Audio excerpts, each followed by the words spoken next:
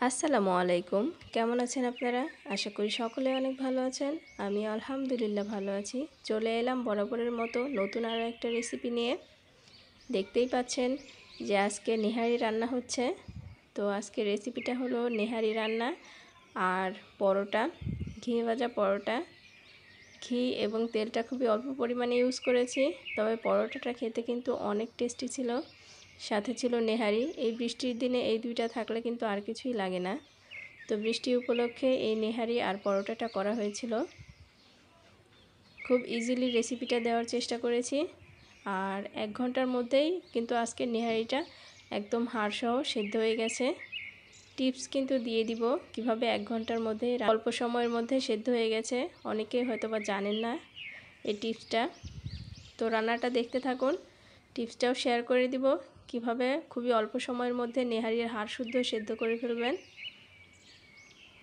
তো ভিউয়ার্স, প্রথমে দেখছেন এখানে পেঁয়াজটাকে বেরেস্তা করে নিয়েছি, আর দিয়ে দিলাম 3 টুকরো তেজপাতা, পরিমাণ মতো আদা রসুন বাটা দিয়ে দিব, আর পেঁয়াজ বাটাও দিয়ে দিব। এখানে আজকে আমি 1 কেজির মতো নেহারি রান্না করছি, তো সেই জন্য সব কিছু পরিমাণ মতো দিয়ে দিলাম। আর এরপরে আমি বাকি মশলাগুলো অ্যাড করব। দিয়ে দিলাম 1/2 চামচ হলুদ গুঁড়া, 1/2 চামচ মরিচ গুঁড়া। নেহারিতে কিন্তু মরিচ গুঁড়ার চেয়ে যদি কাঁচা মরিচ বেশি ইউজ করেন তাহলে নেহারিটা খেতে বেশি ভালো লাগে। তো সেই জন্য আমি মরিচের গুঁড়াটা একটু অল্প করেই দিলাম, যাতে করে কাঁচা মরিচটা বেশি দিতে পারি, তাহলে নেহারির ঝোলটা খেতে খুবই ভালো লাগে। আর একে একে আমি বাকি মশলাগুলো অ্যাড করে দিলাম। সবগুলো মশলাই আমি পরিমাণ মতো দিয়ে দিলাম একে একে। আর এখন পরিমাণ মতো দিয়ে দিব লবণটাকে। আমি আদা বাটা দিতে ভুলে গিয়েছিলাম, সেটা এখন অ্যাড করে দিলাম। দিয়ে এখন আমি মশলাটাকে খুব ভালোভাবে 5 মিনিট ধরে কষিয়ে নিব। মশলাটা আমার কষানো মোটামুটি শেষ হয়ে এসেছে, দেখছেন তেল ছেড়ে দিয়েছে। এখন আমি নেহারিটাকে দিয়ে দিব, আর নেহারিটাকে দেওয়ার পরে আমি 5 মিনিটের মতো এটাকে কষাবো। ঘড়ি ধরে কিন্তু আমি 5 মিনিট ধরে রান্না শুরু করেছি, আর 5 মিনিট নেহারি কষাবো। বাকি 1 ঘন্টার মধ্যে 50 মিনিট সেটা আমি নেহারিটাকে সেদ্ধ করার জন্য নিব। তো এই তো 5 মিনিট কষানোর পরে এই পর্যায়ে চলে এসেছে। এখন যেই টিপসটার জন্য নেহারিটা খুবই অল্প সময়ের মধ্যে সেদ্ধ হবে তা হলো গরম পানি।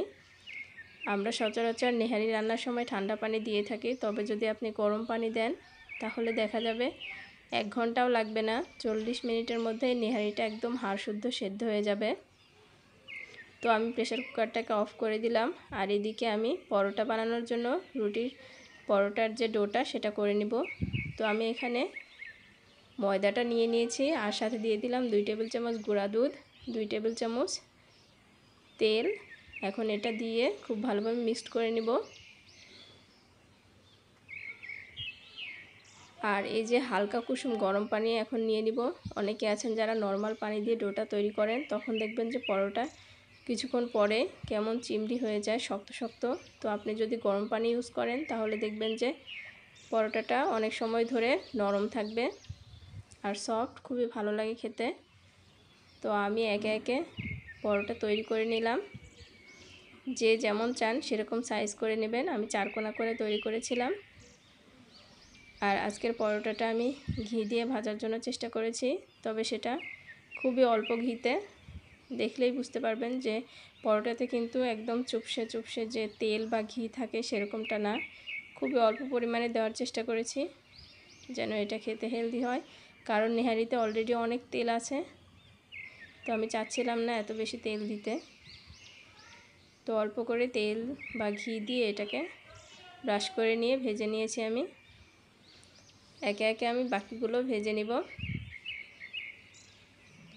আর এই পরোটাটা কিন্তু গরম পানি আর একটু চিনি দেওয়ার কারণে খুবই সফট হয়। এদিকে আমার 1 ঘন্টা শেষ। নেহারিটাকে আমি 50 মিনিটের মতো সিটি দিয়ে নিয়েছি। মোটে 1 ঘন্টা আমি এটাকে রান্না করেছি, আর 1 ঘন্টা পরে দেখতেই পাচ্ছেন যে নেহারিটা কিন্তু সম্পূর্ণ সেদ্ধ হয়ে গেছে। যখন বের করব তখন দেখলেই বুঝবেন যে এটার হাড় পড়ে। এই তো নেহারি আর গরম গরম পরোটা রেডি। তো বৃষ্টির দিনে কিন্তু এই খাবারটা খেতে খুবই ভালো লাগে। নেহারিটাকে দেখলেই বোঝা যাচ্ছে যে এটা কতটা ভালোভাবে সেদ্ধ হয়েছে, হাড় শুদ্ধ। তো দেখলেন তো খুবই অল্প সময়ের মধ্যে নেহারি আর পরোটা তৈরি হয়ে গেল। যদি আপনি এখানে ঠান্ডা পানি করতেন তাহলে আরও আধা ঘন্টা সময় বেশি লাগতো আপনার। তো যখনই বাসায় ঝটপট খেতে ইচ্ছে করবেন এই টিপসটা ফলো করে নেহারি পরোটা করে নেবেন।